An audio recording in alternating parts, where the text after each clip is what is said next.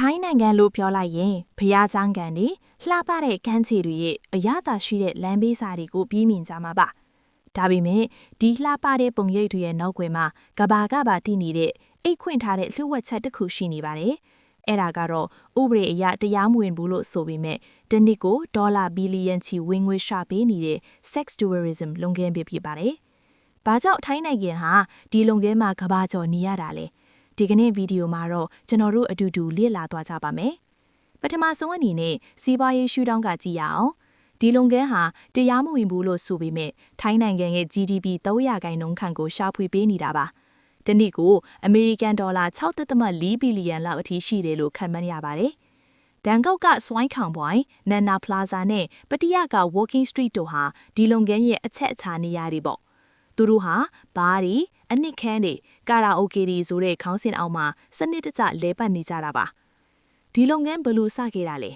အမှန်တော့ဗီယက်နမ်စစ်ပွဲကာလတုန်းကအမေရိကန်စစ်သားတွေအပန်းနှီဖို့ Rest and Recreation စခန်းချခဲ့တာကနေစတင်အမြင့်တွယ်ခဲ့တာပါနောက်ပိုင်းမှာကျေးလက်ဒေသတွေအထူးသဖြင့်အီဆန်ဒေသကစင်းရဲနွမ်းဖမှုတွေကြောင့်အမျိုးသမီးအများစုဟာမိသားစုကိုလှုပ်ကြွေးဖို့ဒီနယ်ပယ်တွေကိုခြေစုံပစ်ဝင်လာကြရပါတယ်ဒါဟာကိုကျင့်တရားထက်စားဝတ်နေရေးလူအပ်ချက်ကတွန်းပို့ခဲ့လာလို့ဆိုနိုင်ပါတယ်။လေယာလုသမားဦးရေဘယ်လောက်ရှိတယ်လဲဆိုတာကတော့ညင်းခုန်စရာပါ။အစိုးရစီးမှာ9000ကျော်ပဲရှိပေမဲ့ Empower Foundation လို့ NGO တွေကတော့3သိန်းဝန်းကျင်အထိရှိနိုင်တယ်လို့ဆိုပါတယ်။စိတ်မကောင်းစရာကတော့လေယာလုသမား30%လောက်မှာ HIV ပိုးရှိနေပြီးအလုတ်ခွင်အတွင်းအကြမ်းဖက်မှုတွေလည်းအများအပြားကြုံတွေ့နေရတာပါပဲ။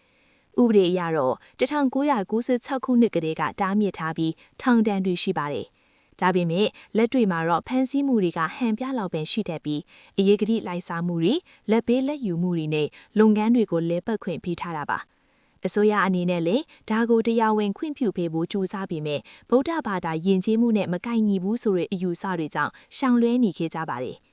အချုပ်ပြောရရင်တော့ထိုင်းနိုင်ငံရဲ့ sex tourism ဟာဇီးနှုံသက်တာနဲ့ရွေးချယ်စရာများတာနဲ့အာဏာပိုင်တွေရဲ့မျက်ကွယ်ပြုထားတာတွေကြောင့်မတိချင်ယောင်ထားတဲ့အမှန်တရားလို့ဖြစ်နေပါတယ်။တင်တို့ကဒီကိစ္စအပေါ်ဘယ်လိုမြင်ကြလဲ။ထိုင်းအစိုးရအနေနဲ့ဒါကိုတရားဝင်ခွင့်ပြုပေးသင့်ပြီလား။ comment မှာဝင်ရောက်ဆွေးနွေးသွားကြပါဦး။အခုလိုဗီဒီယိုတွေကိုစိတ်ဝင်စားတယ်ဆိုရင်တော့ကျွန်တော်တို့ရဲ့ channel ကို like နဲ့ subscribe လုပ်ထားဖို့မမေ့ပါနဲ့ဦးနော်။